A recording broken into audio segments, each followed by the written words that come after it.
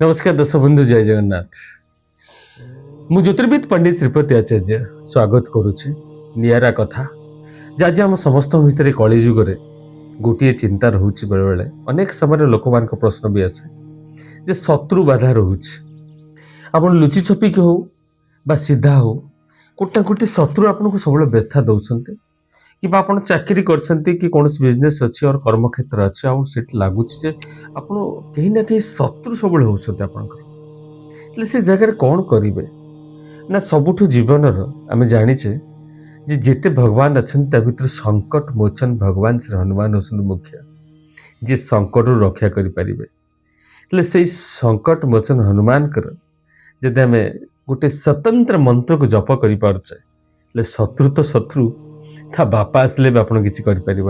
कौन जपिबे ना ओम नमो हनुमते रुद्रावतराय सर्व शत्रु संहारणाय सर्व रोगहराय सर्व वशीकरणाय रामदूताय स्वाहा।